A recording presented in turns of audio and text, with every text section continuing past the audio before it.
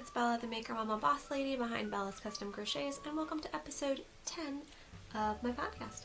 10, guys. We made it to 10. If it's your first time here, thank you for coming. You are very welcome, and if you have come back, you're awesome. I've already recorded this once, and chaos ensued. Or some shenanigans or something. So it deleted it, and I'm going to try again. So here we go, without further ado. Let's just get right down to it. I'll throw in life bits as we go. But crochet content is mostly what you're here for. This is a crochet podcast, a little bit of knitting in there, a lot of rambling.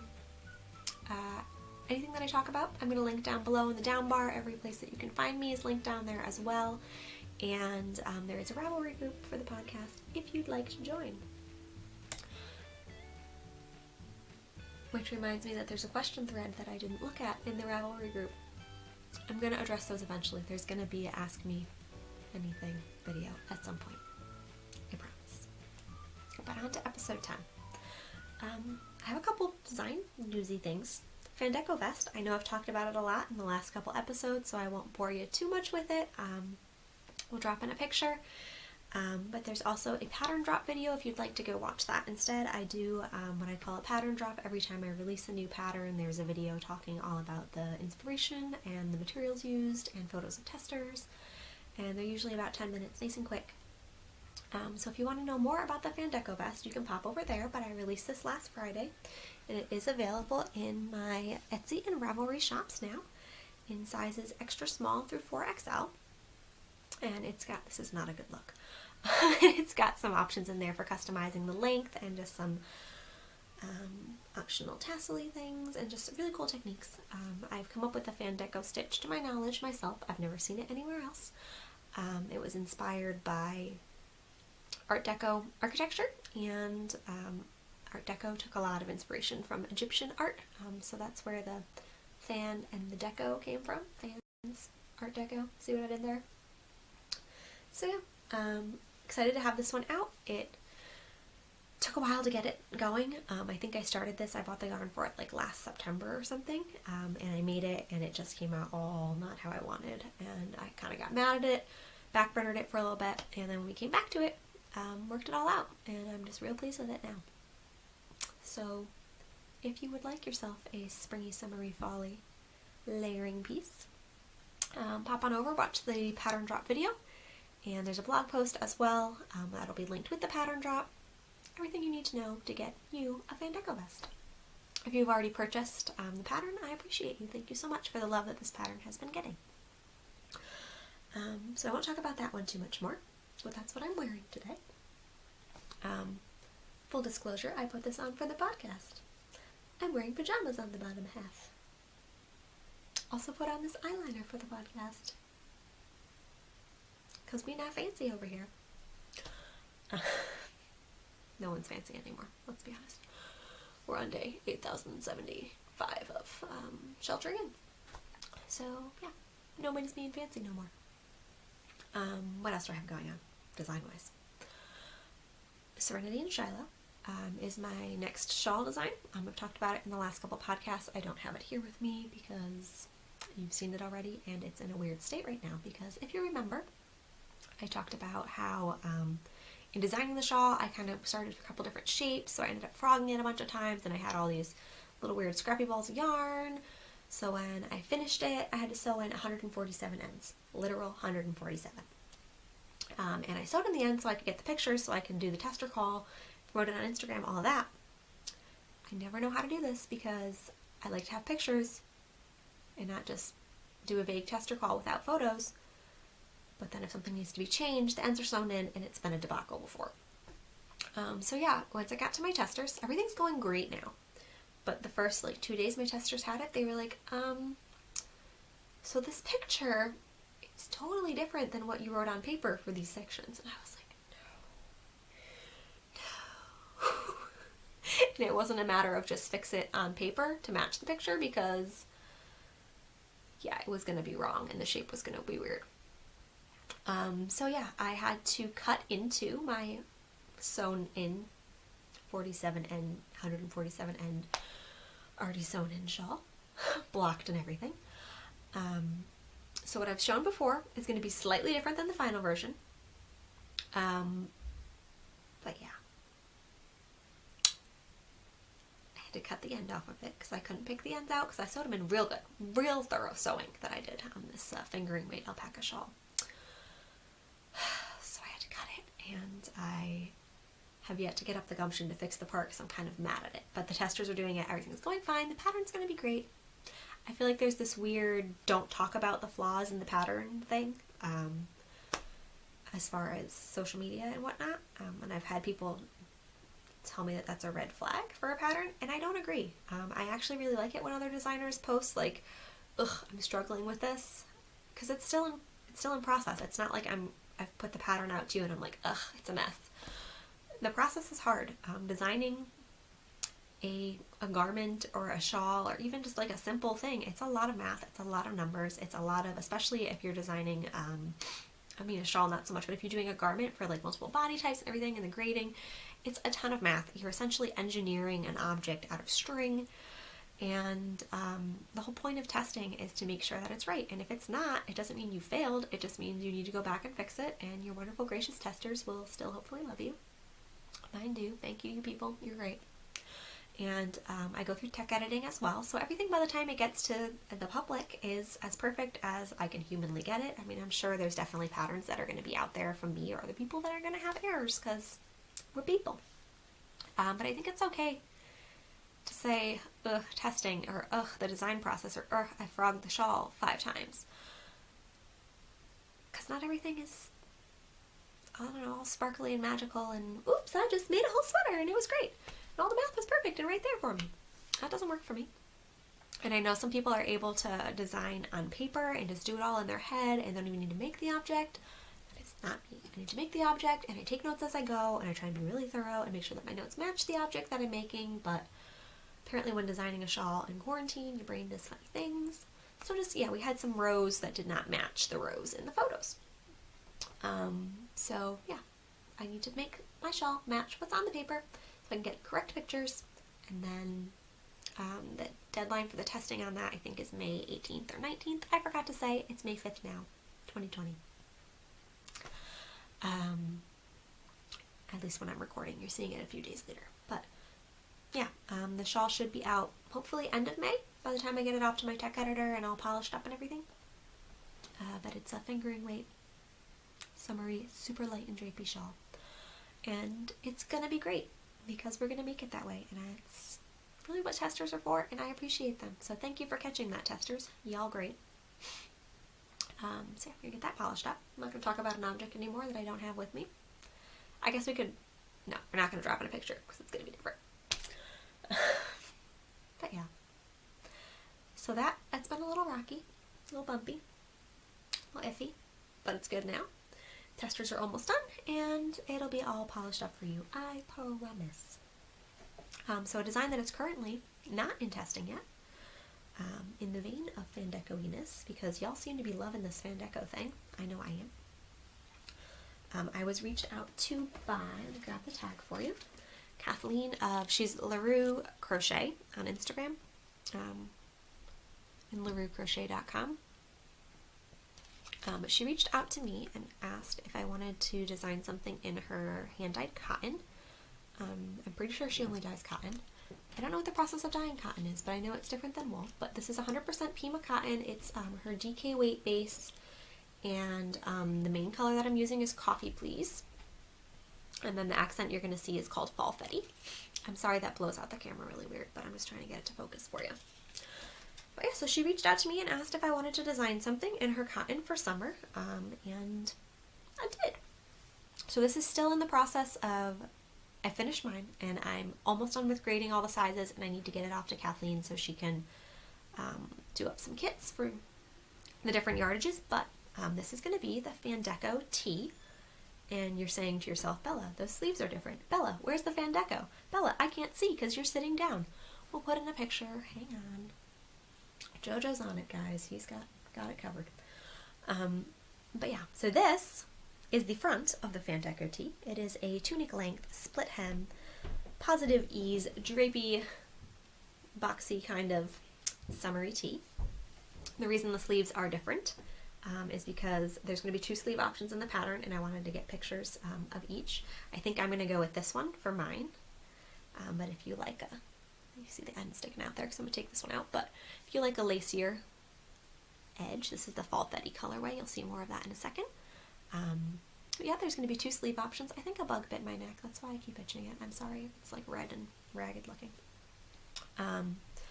But yeah, we're calling this kind of the mullet of summertime tees because whoop, business in the front, party in the back. And there's the Fandeco stitch again. So it's got this nice little panel along basically your shoulder blades. It doesn't go all the way down your upper back, just so you can comfortably get a bra band in there if you want, because I didn't want mine sticking out. If you do, you do you. And then the neckline is, I think they call it boat neck on me. So it's mid between my collarbone and shoulder. But you could very easily, doesn't make any difference. For the pattern, there's some options in there as far as if you want to do it really wide and have it be off the shoulder, or if you want to do it be just seamed like here and here and have it be peekaboo. Totally up to you. So you can customize that. It's made to be tunic length. There's going to be customizations on the length as well. And I don't remember if I said already because I've recorded this more than once, but extra small through 4XL again. And yeah, so I'm doing the grading now. And we should hopefully, I think Kathleen and I talking about it. This is my first time releasing a garment with a designer. So we need to coordinate the bits because I know she wants to do kits.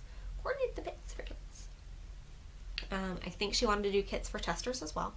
So we'll probably be doing a tester call end of this month. It depends on what she wants to do as far as the kits. I don't know if she's doing dyed to order or dyeing them up or just pick from her shop. I don't know what she's doing. I'll let you know when I have details.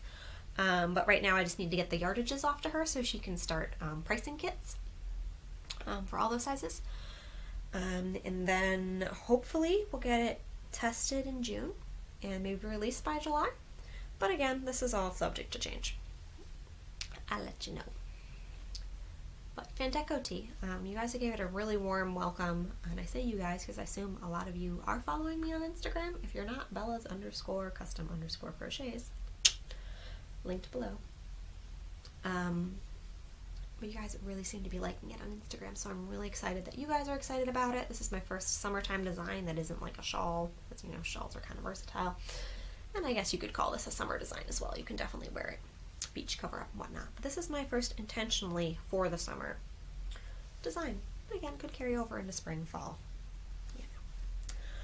So that is the Fandeco tee. I'm very excited about how that one is working up. I love the fit on me. I don't have any pictures of it on myself yet. I've tried it on, obviously. But the pictures that we have are all on my girl, Bolin, who is my headless half-a-person mannequin. I'm sure there's a name for that. A bust. I don't know. Yeah, we call her Bolin. I'm looking at her over there. She's wearing a t-shirt and a shawl, looking fine, just fine.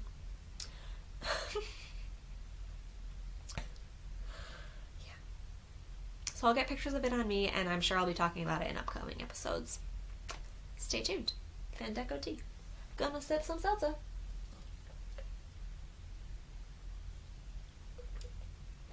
Aldi brand, because I'm fancy. It's actually really good.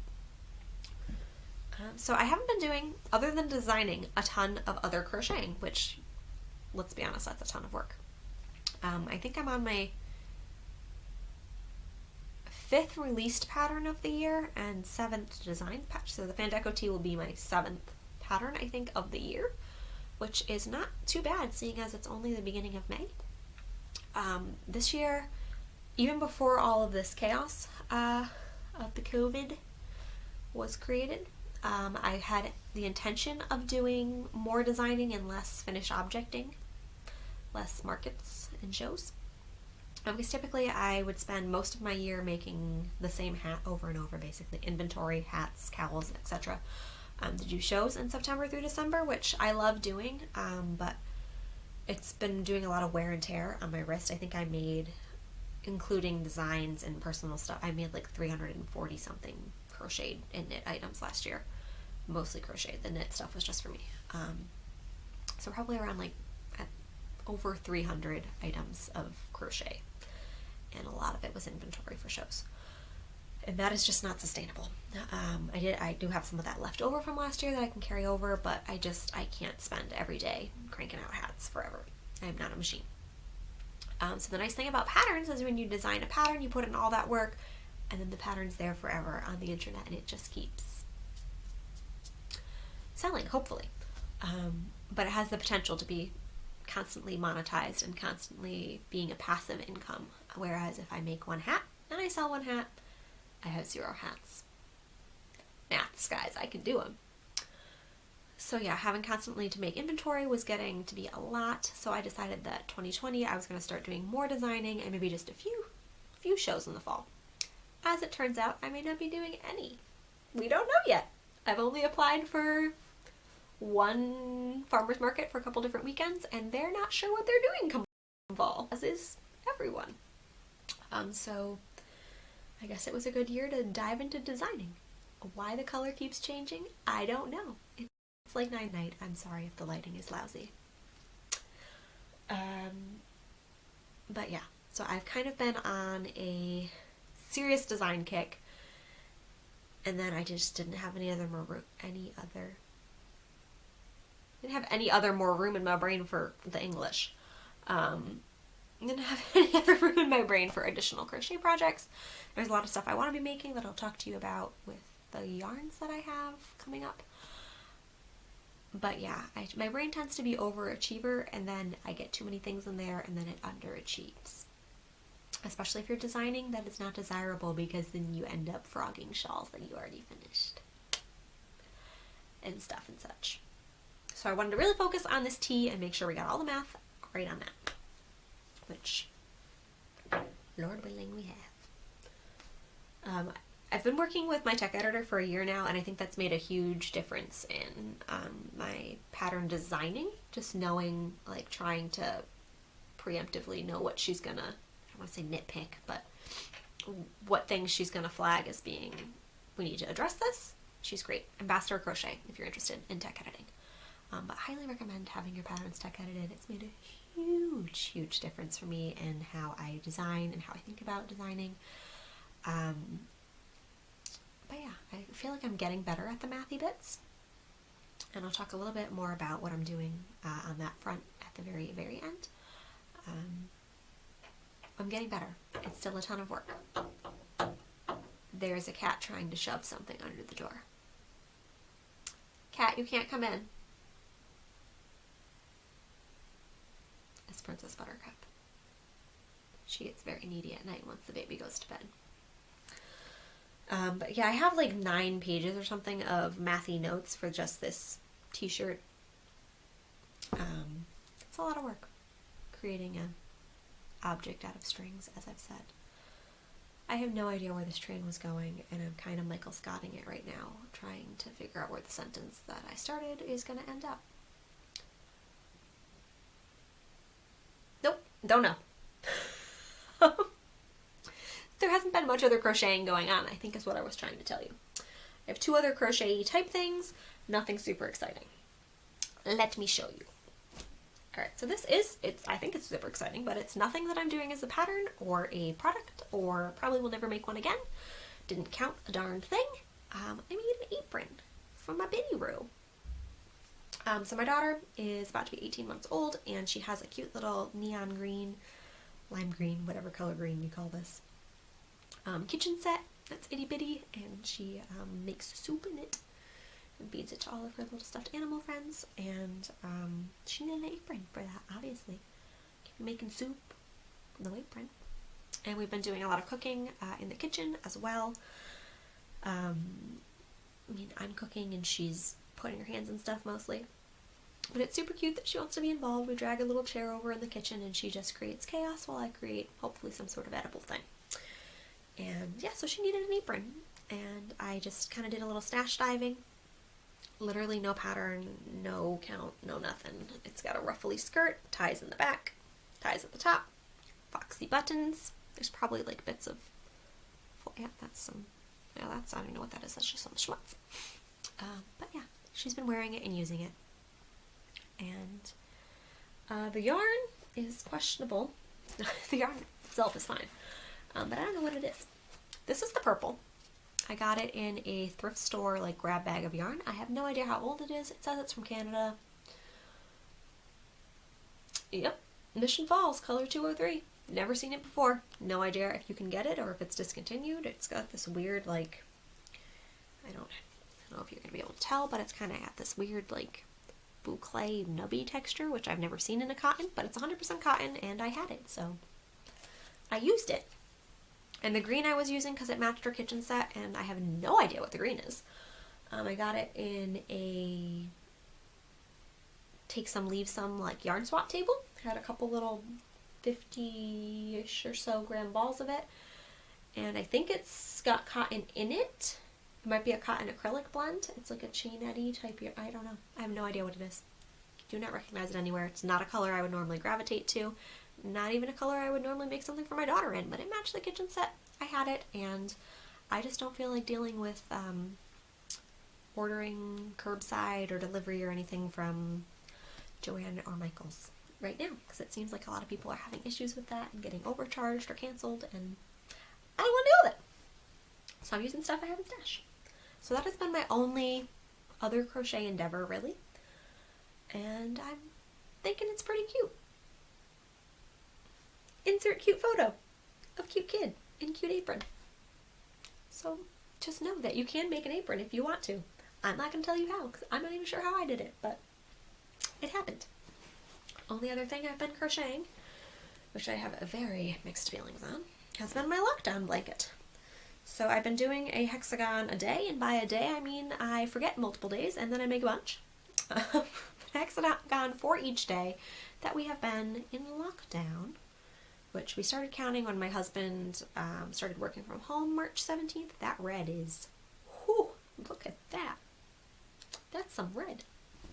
So we're at like 50 or something days like that. Something like that. Whew, the words. The words, guys. So I was doing like Roji Biv order. I'm going to keep doing Roji Biv order. Each color patch, if you will, which I'm just doing random shapings of the colors, is a week. And then each row is something, 12 hexagons. So I was doing good on the Roji Biving until we got to last week when I realized, and I'm only working out of stash, so I don't want to order more yarns. So I might get real funky from here. I realized the purple that I was using, I could only get 6 hexagons out of. And you know, I could weigh the yarn or something first, but I'm not. I'm just winging it. Because I got enough stress in my life. So I realized I could only get 6. So then I was like, maybe I'll add in, I started the other one. Maybe I'll add in another purple, but that just kind of looks crazy to me. Just a random purple hexagon thrown in there. Or violet, if you will, for the biv. So I feel like throwing in a random purple would be weird. So then I was like, okay, I'll do 7 red plus an extra red for the day that I missed in the purple. But then also realized there's no way that this skein ball blob of glowingly red yarn is going to make, it's probably not even going to make 7, let alone 8. So then I was like, I'm going to have to throw in another red. Doing surprisingly well grabbing into this bag blindly. So yeah, I feel like there's going to be some color mixing or something happening now. Overall, we're not sure what's going on with this blanket. It was supposed to be following Potter in Bloom's lockdown blanket pattern, and I just messed it up terribly and just kept going with it because I realized like a week and a half in that I had done it wrong. And at that point, it's join as you go, so I wasn't going to unjoin all of that work. So yeah, it's just a bunch of random acrylic worsted scraps in a J hook maybe? J 6mm crochet hook. Clover more, swear by them. So yeah, and we don't know what shape it's going to end up because we don't know how long we're doing this lockdown. Currently, Connecticut is soft opening. Currently, changes constantly. May 20th, where I think they're going to start opening some like outdoor restaurants and hair salons or something. I don't know. Today they just canceled school for the rest of the year. And it just keeps changing. And now we got murder hornets. What is going on? So yeah, I don't know what size or shape this blanket is going to be. We're going to have to get creative. But it's okay. One way or another, it's going to be a functional blanket, and we'll look back and say, remember that time we all stayed home and it was annoying, but actually okay. On that note, we're doing fine. Everybody's healthy. I am so grateful that my husband is still employed, which is awesome. He's working from home, which is actually awesome, and he loves it, and I love it, and my daughter really loves it. And he has an office, so he's able to close the door, get his work done, and then eat lunch with us, and be home earlier than if he was commuting, and it's fabulous. So we're really enjoying that bit, and just extra time as a family, loving it. The whole not being able to go places and do things thing is getting old. Part of me is really mourning the loss of the spring and summer we thought we were going to be having, or I thought we were going to be having with my toddler. This is an age that I've really, really been waiting for. My daughter was not an easy baby. She's still not easy. She a high maintenance lady. But not an easy baby, and we were always, she was born in the late fall, early winter, so couldn't do a lot then, obviously. And then as she started getting older, she hit kind of fun do stuff with one nap type age. Again, dead of winter. Wasn't taking her out and doing too much then. So we were in the spring, we can finally get outside and go places and do things. We're gonna do all these trips, and we're gonna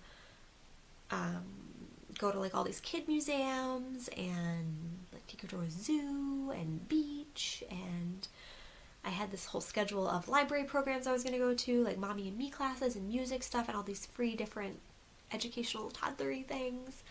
And I love this age so much, and I was so excited to do things and take her places and have her experience all these new things. Right before the shutdown happened, we took her to a children's science museum with a couple of her little toddlery friends, and every room she went in, she was just in awe, literal awe. This is her awe face. And she leans forward and puts her arms behind her, and she's so there'd be something hanging from the ceiling and moving, and she just was just mind blown every time, and it was the sweetest thing. And I so wanted to have those experiences with her over and over. And I know we still will, and this is obviously not the end of all things. It's gonna end. But I'm sad about the stuff we're missing out on in this chunk of time. That being said, she is loving the cooking, she is loving the gardening, she is loving sitting in mud puddles, she is loving throwing rocks in creeks, she's loving going on walks every day.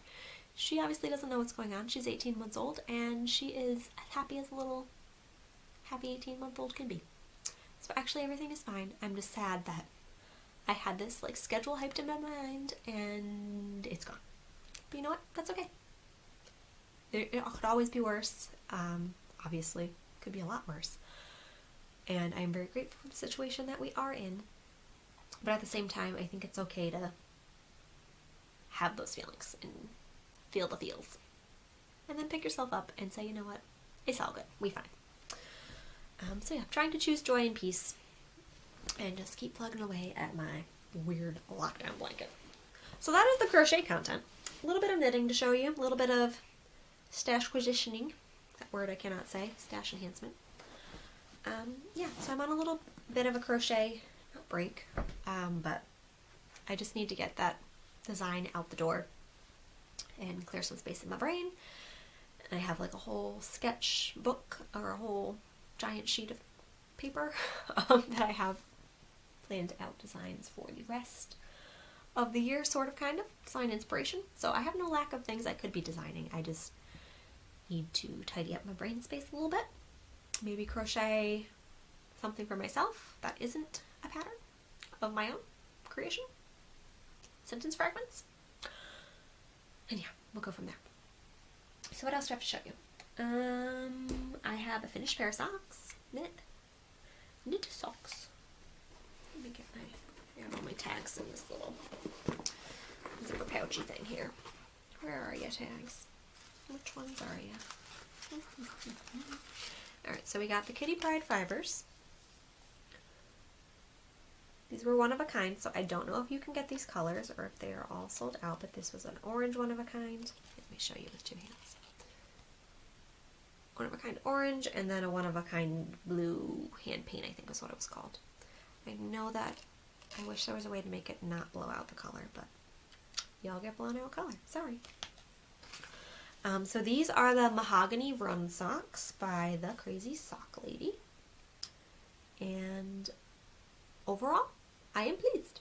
This is my first time using. Every time I have to check, someday I'll be a real knitter and know things. The cat is attacking the door again. They're US size 1s, but I always forget the millimeter-y bit. And these needles are so tiny. Hiya, 2.25 millimeter. That's the other pair of socks I'll show you in a second.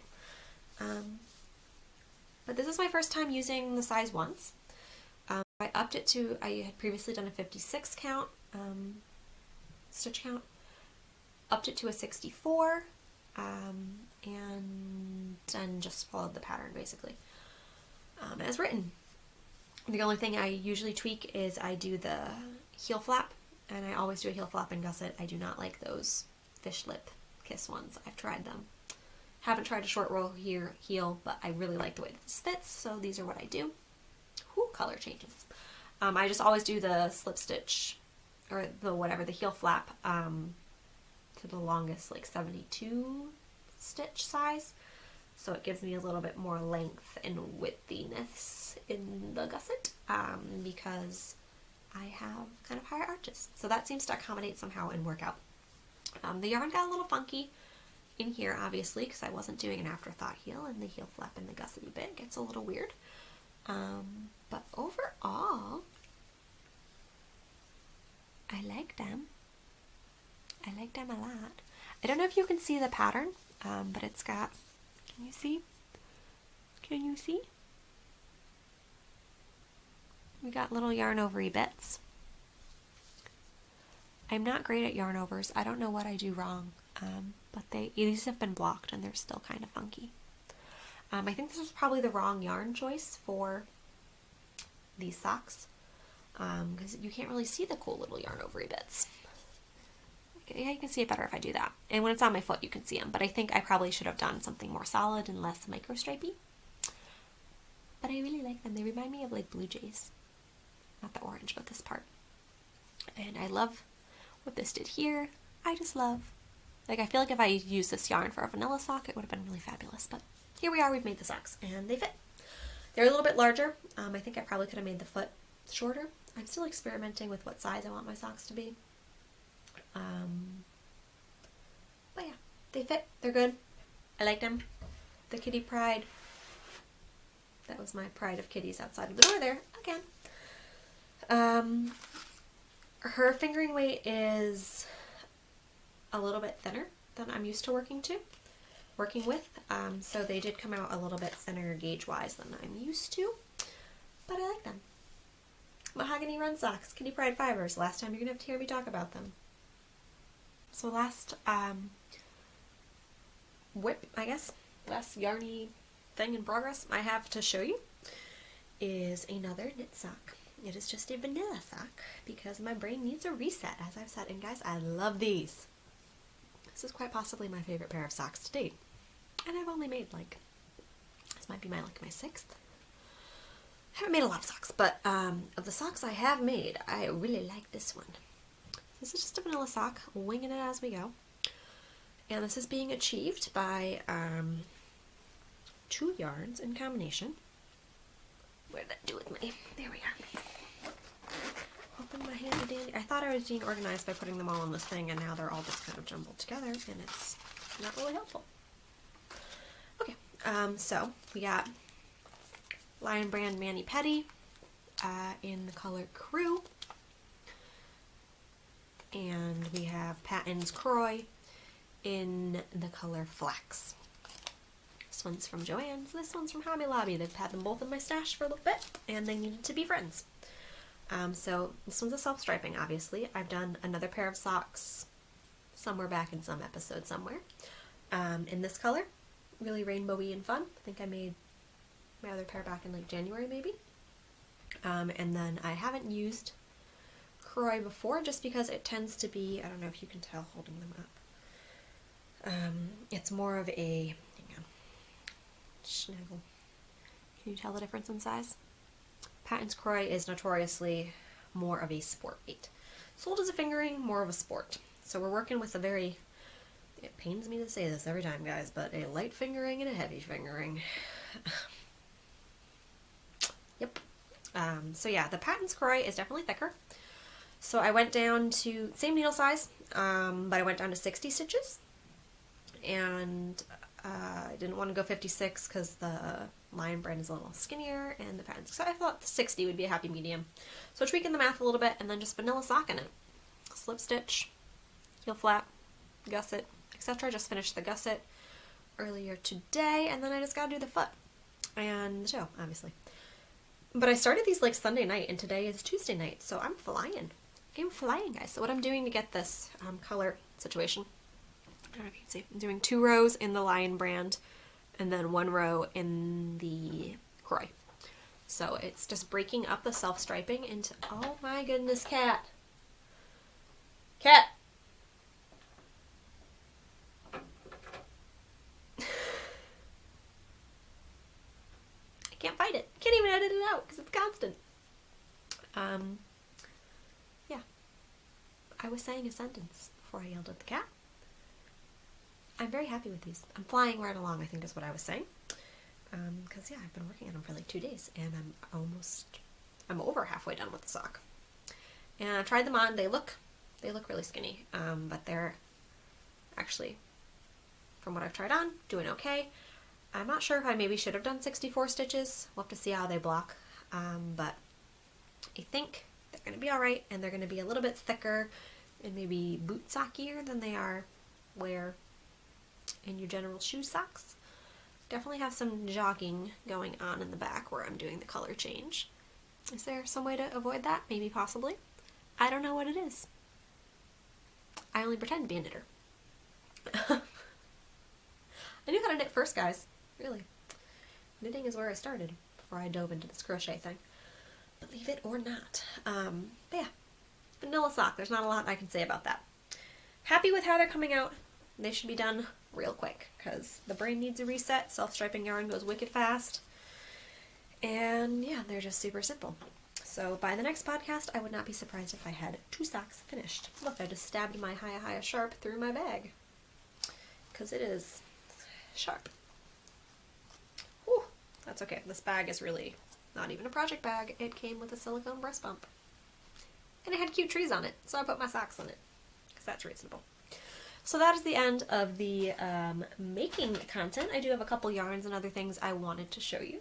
So without further ado, what order do I want to show them to you in? Alright, so there's going to be a tutorial and a blog post and all sorts of goodness coming up for this when we get all the clips together, but I dyed some yarn with avocados. Whoo, the coloring in here is bad. I need to get some umbrella-y lights or something. If you guys have suggestions, hit me up. So yeah, I dyed these with, there goes that cat again. Dyed these with avocados. This one was undyed, and this one was an over dye of a skein that I had dyed with jewel weed. You can see there's a slight, this one's got a little bit more browniness, orangey browniness to it, so it was like a very light orange color to begin with. And I was thinking I was going to get 2 totally different colors, and they came out, you know, relatively similar. So I'm not sure if I'm just going to alternate them and maybe you won't notice that they're different, or if I'm going to try and do something stripey. I'm not sure how I'm going to handle it yet. But I want to make, oh, I meant to look up the name of it. It's a sweater by the Velvet Acorn. She has a ton of amazing both knit and crochet, and she often does like the same sweater in knit and crochet, or the same shawl or the same whatever. If you don't know who she is, she's the designer. She was viral like maybe like 5 or so years ago for the, there's like a little blonde girl in like a bear hood, all these little animal hoods. So I think she started off doing those and then has gotten into garment and other less bulky, quick things. But yeah, there's a sweater, a knit sweater by her that I want to make for my daughter. And I cannot remember what it's called. Nope, can't remember. But when I make it, you'll see it and we'll talk about it then. So yeah, these are just some yarns that I dyed with the old avocados. It amazes me that this is the color that comes out of an avocado, but it is. And I tried avocado dyeing last year, and I burnt them, and they came out brown, which was fun, but I wanted pink for my daughter. So these are a nice dusty, yeah, you can see those are two different colors. So I don't know what I'll do with them. I'm not sure what the yardage requirement, but I'm probably going to make the size 3, or I think it's like a 3/4, because she's already in 24 months now, and I want it to fit her come fall. So I'll probably make a size 3, because she's a tall lady. We'll see.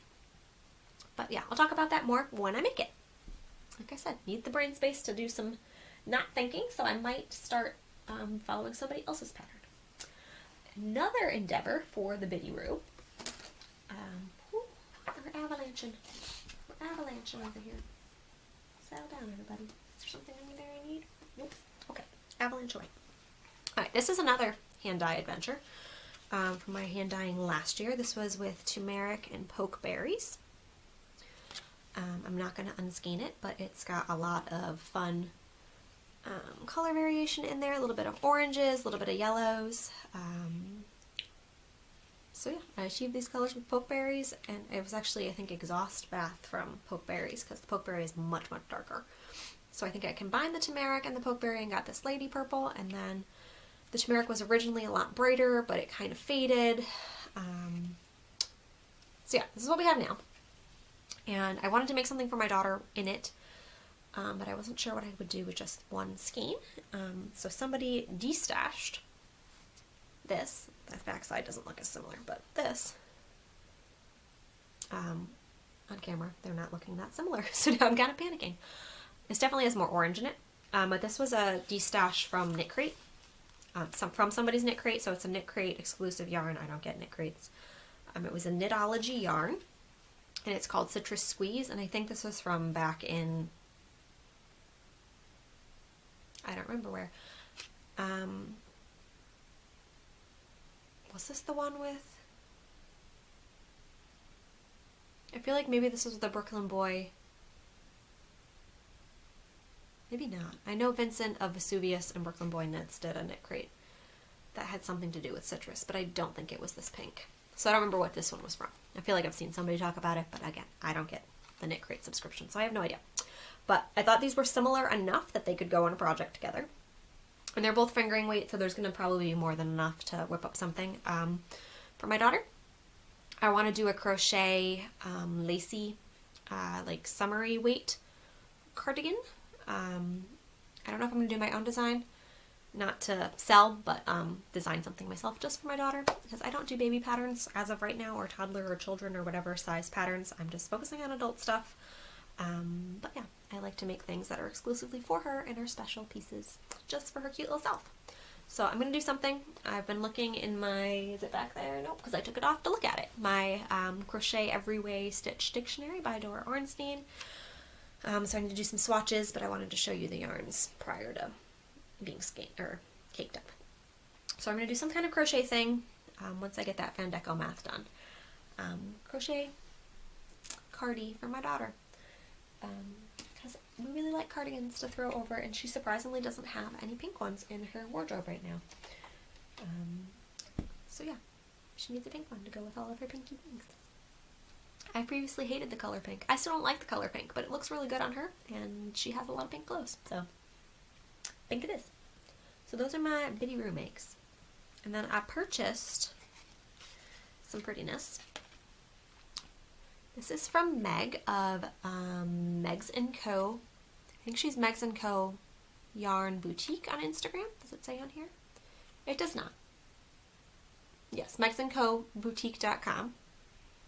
The lighting. So this is her colorway, I Could Live in Hope. And I don't know what that's in reference to. I don't think it was dyed recently, but it felt like it was very appropriate for right now. Because I could and should live in hope. So this is probably going to be my next pair of socks. I really wanted it to be my current pair of socks instead of those Lion Brand Patney ones, but I wanted to show you this skein because it's just so pretty. Meg, I discovered when she was one of the first people to make my dandelion dance shawl when I released it last year, which, whew, it's been a year. That's crazy. Or almost a year. I think it was the end of May. So we're coming up on a year. But yeah, I've been following her since then, and she's actually testing my Serenity and Shiloh shawl right now. So yeah, I had wanted to work with her yarns. She's out of New York, and this is a 25 nylon, 75 superwash merino 4-ply sock yarn. And yeah, you should go check out her yarns because they're really beautiful. I can't wait to see how this works up. She sent me a picture of some swatches. I think it's just going to be knit socks. I might do something else with it, but I think it's going to do a similar micro stripe type situation. That it would look really good in just a plain. I'm not going to do anything fancy with eyelets or nothing. I think a plain vanilla sock will look really good. So it's got like this blue. I thought this was black when I ordered it, but it's actually just really, really dark blue. I don't know if you can see. But oof, I love it. I love it so much. So I'm interested to see how this works up. Thanks for letting me work with your yarn, Meg. I mean, I bought this one, but we're talking about doing a collab in the future, so there might be more from my girl Meg soon. So I think that's all of the yarn I wanted to show you. A couple more things, because I'm trying to do the whole shop small thing right now, and support, if you're not already aware, there's a pandemic, and yeah, makers, I mean, a lot of people need your support, but makers and small businesses really, really, really, really need your support, especially if they were dependent on events. So my friend Sarah May of Blocked 21 Prints, you've heard me sing her praises before. This will not be the last time that you hear about her, but she released a new design. She does lino, I think they're called linocut. So she carves linoleum, makes stamps, and stamps them onto shirts, and then she also does like stickers and posters and that sort of thing that she gets printed of her designs. But this is a hand carved out of linoleum sticker. This is her Rosie the Riveter Crafter. So she's got like a sewing tattoo, and she's got some knitting needles and a paintbrush and maybe a calligraphy type pen or something in her hands. No crochet hook, but I'll forgive you, Sarah, it's okay. And then it says hashtag crafting for a cause on it. I know she was selling the posters, I think, as part of a fundraiser, which I think is what she designed this for. But yeah, it's just a really cute take on Rosie the Riveter. And she has all sorts of tees and tanks and hoodies and all sorts of other designs. I've worn them before, and I will not stop. That's her sticker up there. Their stickers are literally everywhere in my life. I will show you some more in a moment. But yeah, I couldn't resist this. It's super cute, and she's probably... this is a lost sock needle. Better put him in here. Probably if I had to pick a favorite maker, Sarah May, Block 21 Prints on all of the places. Probably my favorite. So with my new shirt, I got, oh, there's some schmutz on here. Got some toddler doings there. I got a sticker as well. Look at that. What is that schmutz? That's her sticker. That's her sticker. That's her sticker. That's her sticker. That's her logo. That's LaRue Crochet. That's Skippy John Jones, if you're not familiar with him. He's a great children's book. This is from, I think she's Treasure Goddess. Treasure Goddess, I feel like that's right. This is Krista Jackal Designs. And yeah, the rest are Sarah May. My laptop. And I have her on my water bottles and on my planner and on my walls. Everywhere. I love me some Block 21 prints, so go get you some. I think she's doing a tank top sale right now. She's been kind of alternating. I think she just did a hoodie sale before that. She's got all sorts of good stuff, and her stickers are wicked cute. So if you can't swing buying a whole t-shirt, you can get a sticker for like $3, and it's amazing. So yeah, that's Sarah May. And then the only other thing that I recently purchased for businessy, yarny, fiber arty stuff that I want to talk to you about, I can't show you, but I can talk to you about it because it's a digital course.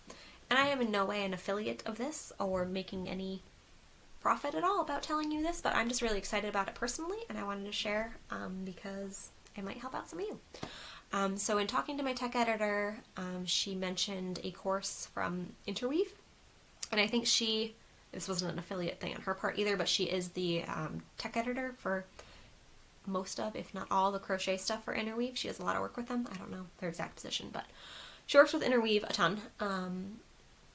So she recommended this course. I believe it's called Crochet Garment Design by Shannon something. He's got like 2 last names. It's a dude named Shannon, which threw me off. But he is a designer on his own under... I will link all of these things down below because I did not write it down. I think it's like Sheba Guys Designs. Some Z's thrown in there.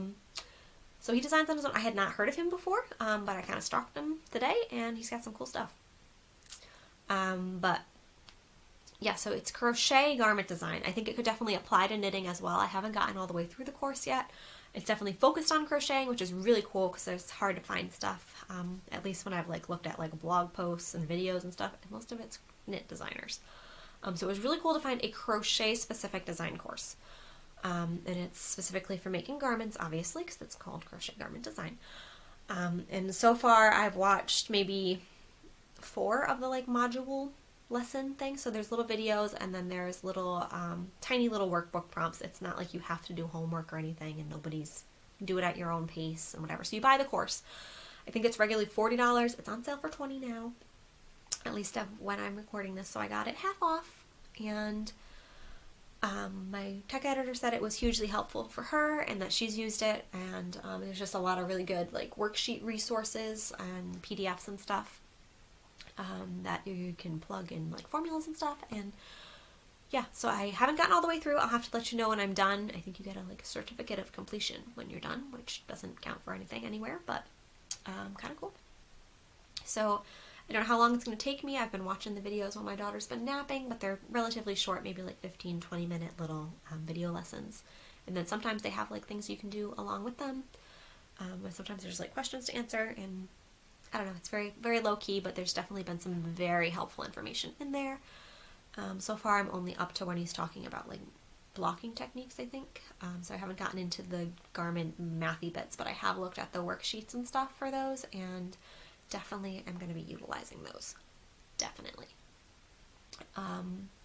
He's really funny. He said something in like the first lesson about designing with virgin alpaca washed in the tears of albino swans or something, and I was like, I like him.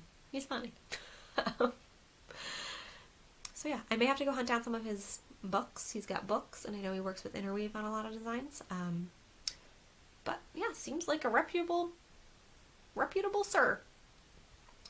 So yeah, hopefully I learn a lot from that, and just as I said, I'm trying to improve my design game, up that game a little bit. So yeah, that's what I'm doing. I think that's everything I wanted to tell you. I've recorded twice now. I've had to stop, charge my phone, and it's just been a whole evening. It took me a lot longer to get through this than I thought. So I think we're done now. So at night, don't let the bed bugs or the murder hornets bite you.